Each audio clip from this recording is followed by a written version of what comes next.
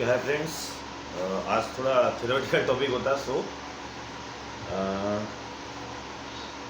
Actually operon concept झाली आपली आणि लॅक्टोज ओपेरॉनचं एक्झाम्पल आपलं घेतलं होतं लास्ट पिरियडमध्ये. ठीक आहे. नाव नेक्स्ट एक रोल ऑफ लॅक्टोज आला आहे रिलेटेड टू दॅट टॉपिक आहे. तर तो आपण थोडं ॲक्च्युअल क्लासमध्ये किंवा मग ऑनलाईन आता जेव्हा सुरू होईल 1-2 दिवसांनी त्यावेळेस थोडं सांगून देईल. तर या चॅप्टरची थोडी रिव्हिजनही आपल्याला घ्यायची आहे. Okay. So new and last topic of that particular chapter that is genomics. आता जिनोमिक्स हा टॉपिक ॲक्च्युली आपण 11th घेतला आहे आणि त्याच बेसवर त्यांनी फक्त आता इथे अप्लिकेशन दिले आहे. तरी थोडंसं एक बेसिक म्हणून नेमकं जिनोमिक काय किंवा मग ह्युमन जिनोम प्रोजेक्ट जो त्या जिनोमिकच्या बेसवर घेतला गेला आहे किंवा तयार झाला आहे त्याची थोडी इन्फॉर्मेशन आज आपण घेऊन घेऊ. ओके. सो टेक्स्टबुक असेल तर तुम्ही घेऊ शकता किंवा डायरेक्टली जेव्हा व्हिडिओ बघाल तेव्हा टेक्स्टबुक थोडं सोबत ठेवा, कारण थोडं वाचूनच जनरली घेतलं तरी त्यातले अप्लिकेशन महत्त्वाचे आणि जे सांगेल तेवढं अंडरलाईन करून घ्याल. मग जर term genome that is genome, आता जसं तुम्हाला माहिती आहे की genome means total number of genes present in the haploid cell of chromosome किंवा हॅप्लॉइड सेल म्हणतो आपण. सरळ क्रोमोझोम नाही म्हटलं तरी चालेल, कारण त्या सेलमध्ये क्रोमोझोम नॉर्मली असतोच. आता हॅप्लॉइड सेल का म्हणतात, कारण जनरली कुठेतरी आपण स्टार्टिंग 1 पासून करतो and we all know about the ploidy. So haploid जसं आता ह्युमन म्हणजे आपण डिप्लॉइड म्हणतो, परंतु आपल्या डिप्लॉइड कंडिशनमध्ये जे 2 आहेत म्हणजे 2n जो आहे 2 जे सेट येतात क्रोमोझोमचे त्यातलं तुम्हाला एकच सेट घ्यायचा आहे. आणि ॲक्च्युली जे हॅप्लॉइड ऑर्गॅनिझम असतील त्यांच्या सरळ त्या हॅप्लॉइड सेलमधला तो पर्टिक्युलर जीनचा नंबर. मग आता मुद्दा काय, तर जिनोम म्हणजे काय, तर एक लिव्हिंग थिंग सपोज आहे तर त्याच्या बॉडीमध्ये जो सेल असेल एक सेल आपल्याला काढावा लागेल. तो सेल काढल्यानंतर आपण त्या सेलमध्ये जे क्रोमोझोम आहे जितके असतील, जसं इन ह्युमन बॉडी 46 क्रोमोझोम आहे, तर अशा हॅप्लॉइड सेलमधून टोटल क्रोमोझोम काढायचे. नाव क्रोमोझोमच्या आतमध्ये असतात DNA अँड DNA हा बनलेला आहे स्मॉल फ्रॅगमेंटनी. नाव that small fragment of DNA is called as gene. बरोबर आहे. मग असे टोटल नंबर ऑफ जीन्स किती आहे त्या पर्टिक्युलर हॅप्लॉइड सेलमध्ये that is called as genome. So genome refers as simply total number of genes present in the haploid set of chromosome. Now that genome term is firstly introduced by the Winkler नावाचा scientist आहे ज्याने पहिल्यांदा ही term explain केली किंवा introduce केली in 1920. 1920ला या Winkler नावाच्या सायंटिस्टनी हा जो शब्द आहे जिनोम तो इंट्रोड्यूस केला आहे. आणि त्यांनी इथं यावर्षी थोडं चेंज केलं. चेंज म्हणजे ॲक्च्युली आहे तेच टोटल नंबर ऑफ जीन आपण म्हणतो. यांनी म्हटलं it is a total genetic constitution of an organism. Total genetic constitution म्हणजे ओव्हरऑल त्याच्या बॉडीमध्ये किंवा हॅप्लॉइड सेलमध्ये जे जीन आहेत, कारण तुम्हाला माहिती आहे प्रत्येक सेलमध्ये नंबर ऑफ क्रोमोझोम सेम असतील. मग तो सेल माझ्या हेअरमधून काढाल की स्किनमधून, each cell contain the same number of chromosome. आणि जर सेम नंबर ऑफ क्रोमोझोम आहेत तर सेम नंबर ऑफ DNA आणि त्यामध्ये असणारा सेम नंबर ऑफ जीन. परंतु हे बरेचसे जीन आपल्या बॉडीमध्ये रिपीट होतात. त्या एका DNA सेगमेंटमध्ये बरेचसे जीन हे वारंवार रिपीट होतात आणि म्हणून आपल्याला रिपिटेशन अवॉइड करायचं आहे. सपोज एखादा जीन जर 10 वेळेला त्या पर्टिक्युलर DNAमध्ये आला आहे तो आपण एकदाच मोजू and that is called as total number of genes. म्हणजे हे सगळे मोजल्यानंतर मग रिपीट असणारे काढून घ्यायचे आणि जो शिल्लक एक नंबर राहील that is a genome. Now alternately or alternatively it is the complete copy of genetic information that is DNA or one complete set of chromosome that is monoploidy किंवा हॅप्लॉइड. म्हणून मी पहिलेच म्हटलं की एक जरी आता माझ्या बॉडीचा जिनोम म्हणजे काय, तर तुम्ही माझ्या बॉडीतून एक सेल काढाल तो हॅप्लॉइड सेल आणि त्यात तुम्हाला टोटल जेनेटिक कॉन्स्टिट्यूशन माझं मिळेल. माझ्या बॉडीमध्ये त्या एका सेलमध्ये जेवढे जीन्स असतील ते सेम नंबर ऑफ जीन्स तुम्हाला ईच अँड एव्हरी सेलमध्ये दिसेल आणि म्हणून त्याला आपण जेनेटिक कॉन्स्टिट्यूशनसुद्धा म्हणू शकतो इन जनरल टर्म्स. आता या जिनोमचा स्टडी करणारी जी ब्रांच आहे that is called as genomics. त्यामध्ये आपण जीनचं स्ट्रक्चर, फंक्शन, मॅपिंग, सिक्वेन्सिंग भरपूर आहे. तेच आपल्याला ॲक्च्युली बघायचं आहे की जिनोमिक्स काय आहे. जिनोमिक म्हणजे सरळ बोलतो म्हटलं तर स्टडी ऑफ जीन.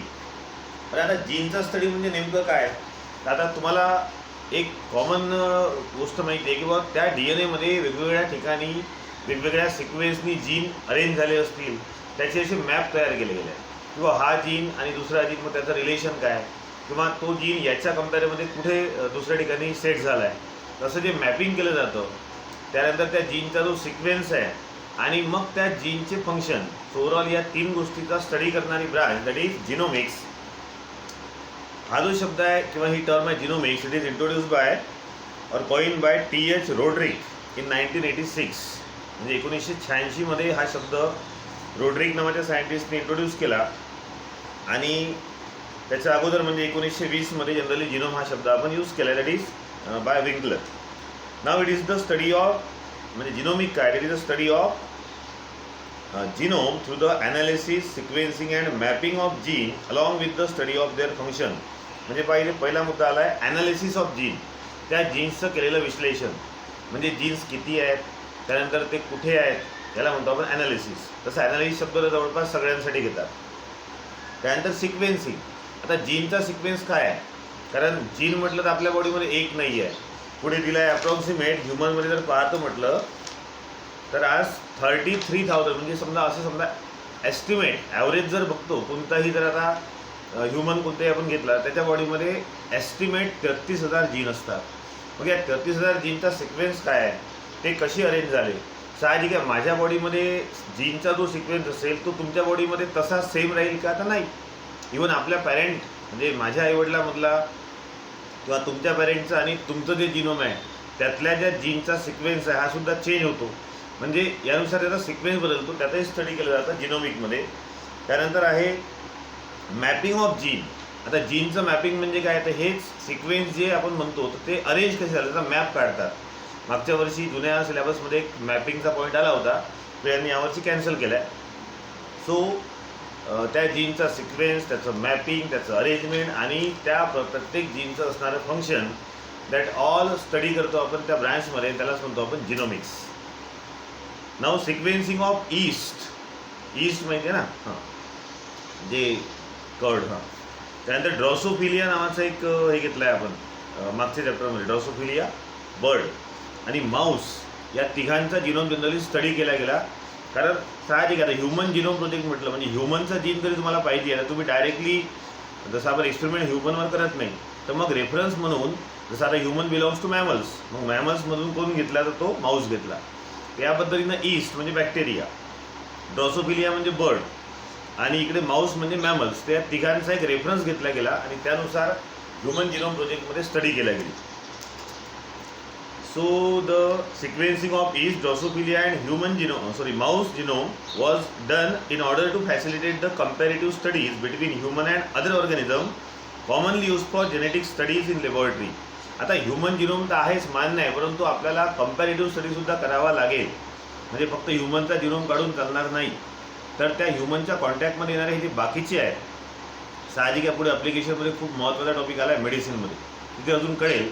तर आपल्याला त्या माऊसचंही थोडंसं आपल्याला माहिती पाहिजे, किंवा ज्या बॅक्टेरिया, जे प्लांट किंवा जे बर्ड्स आपल्या कॉन्टॅक्टमध्ये येतात किंवा आपण असोसिएट करतो इन द इकॉलॉजी म्हणतो आपण त्याला, आपल्या एन्व्हायरमेंटमध्ये राहतात, तर या सगळ्यांचा कंपॅरेटिव्ह स्टडी जर आपण केला तर ह्युमन जिनोम प्रोजेक्ट नक्कीच अजून चांगला स्ट्रॉंग एव्हिडन्स तुम्हाला मिळेल, किंवा एक स्ट्रॉंग इन्फॉर्मेशन, त्याला आपण काय म्हणतो सिक्युअर इन्फॉर्मेशन मिळेल. म्हणून असा कंपॅरेटिव्ह स्टडी जनरली याचा केला जातो. Several additional genome are now either actively being sequence or strongly consider for sequencing. आता याच्याही सोबत काय झालं, तर हा जो प्रोजेक्ट होता ॲक्च्युली एस्टिमेट जो टायमिंग होता तो 10 वर्षाचा होता. पण 10 वर्ष म्हणजे लागेल याचा अंदाज, जेव्हा त्या अमेरिकेतल्या ह्युगो नावाची एक संस्था आहे, human genome organisation, international administration of human genome organisation अशी ती संस्था आहे, त्यांनी एस्टिमेट टायमिंग घेतलं किंवा 10-1 वर्ष आपल्याला लागतील जर कंबाईन रिपोर्ट केला सगळ्या देशातल्या सायंटिस्टनी तर.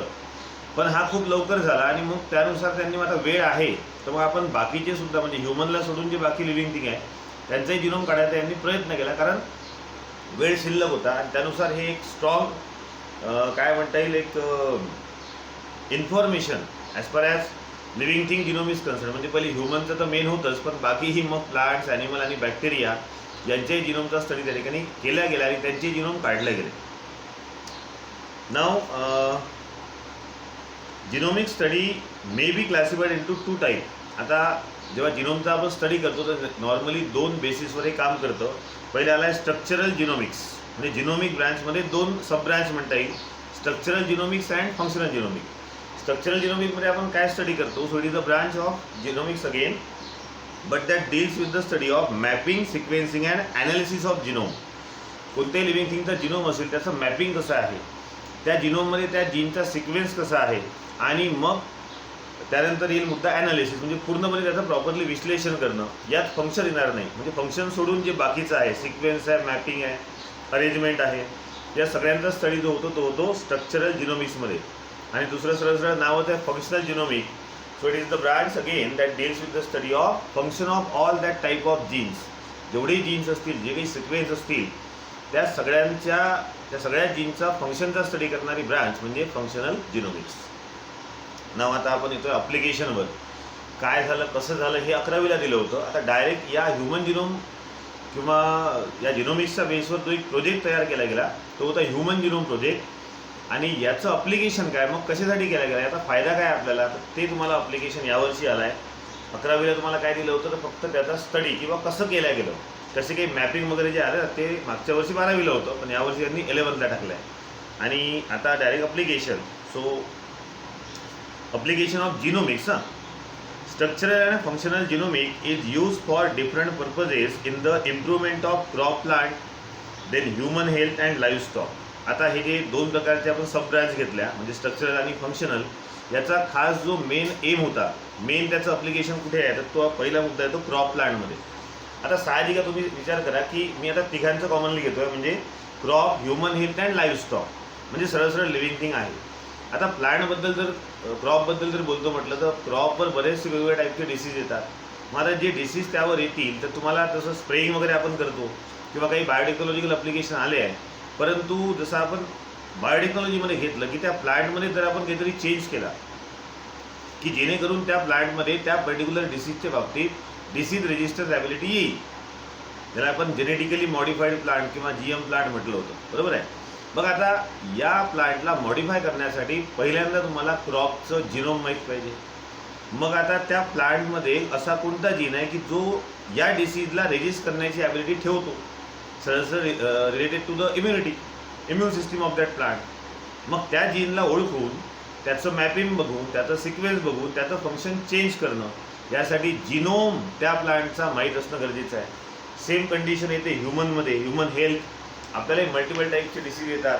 आता साधं करोनाचं जर तुम्ही एक्झाम्पल घेतलं तर यावर सध्या रिसर्च चालू आहे, मान्य आहे, वॅक्सिन मिळायला वेळ लागतो. परंतु जर आज जिनोमिक्स नसतं तर आतापर्यंत जे काही थोडंफार सक्सेस मिळून राहिलं आहे, जे काही करोनाच्या वॅक्सिनवर आपल्याला वॅक्सिन यांनी इतक्या लोकांवर ॲक्ट केलं आणि पॉझिटिव्ह रिस्पॉन्स मिळाला आहे, तर हे पाहण्यासाठी ॲक्च्युली वॅक्सिन म्हणजे किंवा मग ट्रीटमेंट तर दूर आहे, पण मला वॅक्सिनमध्ये ॲक्च्युली स्टडी काय केलं गेला असेल किंवा काय सुरू असेल, तर एक अंदाज आपण जिनोमिक्सवरून लावू शकतो की हा आपल्या पर्टिक्युलर त्या ऑर्गनवर अटॅक करतो आहे, बरोबर आहे.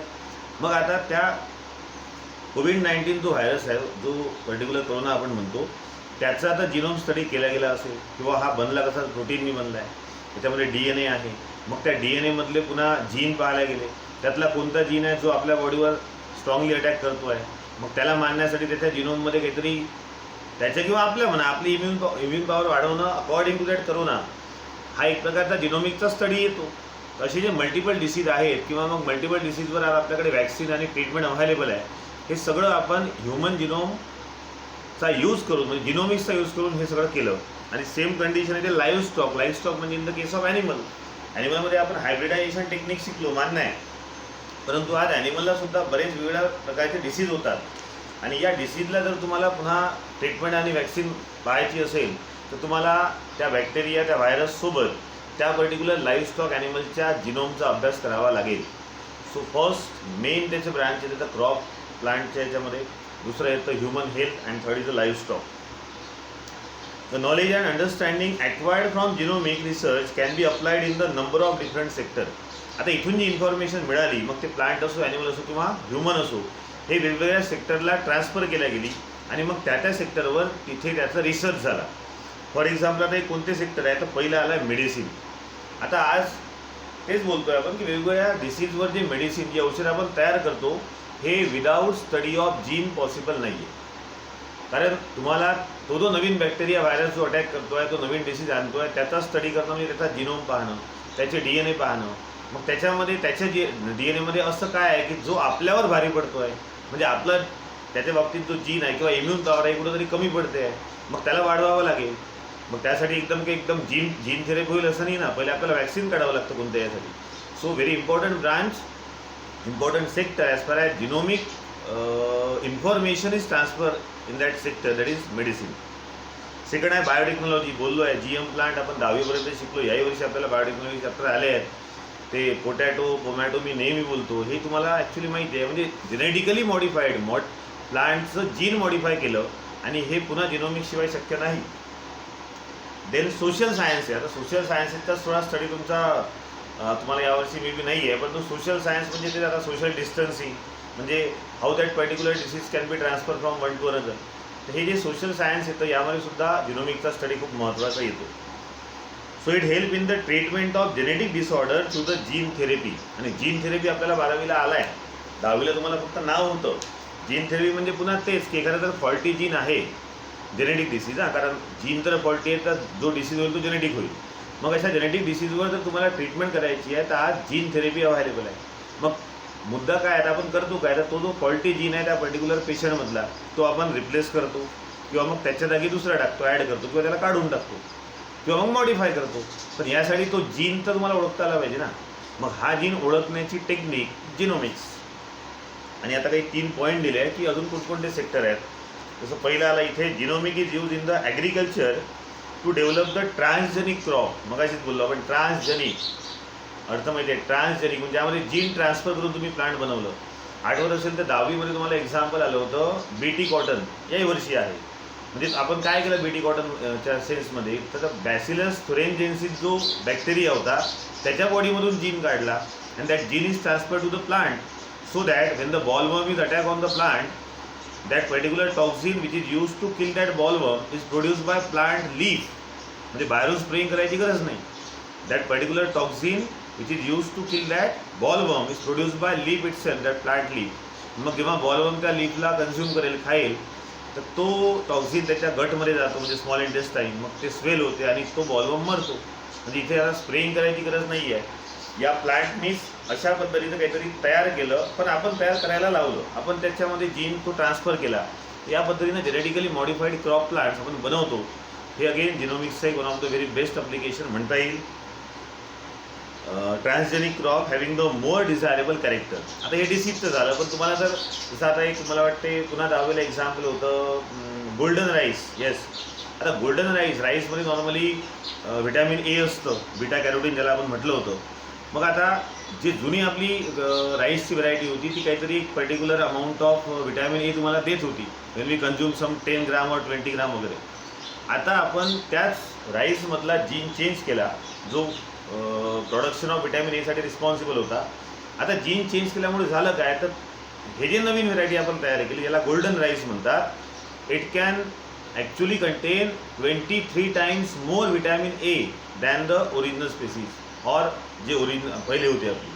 म्हणजे जीन मॉडिफाय केल्यावर जो GM गोल्डन राईस प्लांट बनला, त्या राईसमध्ये नॉर्मल राईसपेक्षा 23% व्हिटॅमिन ए जास्त आहे. म्हणजे याची क्वालिटी चांगली झाली. आणि याच पद्धतीने आपण क्वांटिटीसाठी बोलू शकतो की का पर्टिक्युलर क्रॉप लँडमध्ये तुम्हाला किती क्विंटल प्रोडक्शन मिळते आहे त्या पर्टिक्युलर क्रॉपचं. मग तेच जर आपण जर जेनेटिकली मॉडिफाय त्याला केलं, so single that plant produce the large amount of seed. मग ओव्हरऑल त्या तेवढ्याच एरियामधून तुम्हाला लार्ज नंबर ऑफ प्रोडक्शन मिळेल. That is again the quantitative aspect. Qualitative aspect आहेच, जे आपण व्हिटॅमिन एबद्दल बोललो. तर क्वांटिटेटिव्ह म्हणजे क्वांटिटी वाढवणं. एका पर्टिक्युलर अमाऊंट ऑफ क्रॉप लँडमधून large amount of food production घेणं, that is a quantitative effect. दुसरं आलं आहे genetic marker develop in the genomic have application in forensic analysis. आता जेनेटिक मार्करचा काय मुद्दा आहे, तर जेव्हा आपण ते जीन बघतो, तर जसं आपण बोललो की सिक्वेन्स असतात, तर त्या सिक्वेन्समध्ये तो जीन तुम्हाला तेवढा काढावा लागतो, कट करावा लागतो. आता सपोज हा एवढा जीन आहे, आता याला जर काढायचं तर मला इथून आणि इथून कट करावं लागेल, त्याला म्हणतात genetic marker. Genetic marker are the site from which we can cut the that gene. म्हणजे जेनेटिक मार्कर त्याचं ॲनालायझेशन केलं जातं. आणि फॉरेन्सिक सायन्समध्ये म्हणजे जे CID वगैरे आपण बघतो, तर त्या फॉरेन्सिक सायन्समध्ये म्हणा किंवा जे क्रिमिनलचे जे केसेस असतात, DNA फिंगरप्रिंट आपल्याला आला आहे पुढे, त्यामध्ये जनरली याचा यूज पुन्हा दिसून येतो. तिसरा आला आहे genomic can be lead to introduce the new gene in microbe to produce enzyme, then therapeutic protein and even biofuel. तीन पार्ट घेतले एकाच पॉईंटमध्ये. जिनोमिकचा यूज त्यांनी दिला आहे to introduce the new gene in microbe to produce the enzyme. आता ईस्टचं एक्झाम्पल घ्या. आपण नॉर्मली ईस्ट यूज करतो. आता ईस्टचं नॉर्मल फंक्शन आहे फर्मेंटेशन. जे फर्मेंटेड प्रॉडक्ट्स आपल्याला बनवायचे आहे, तर सपोज अल्कोहोलिक फर्मेंटेशन असो किंवा मग दोन कोणते असतात, अल्कोहोलिक आणि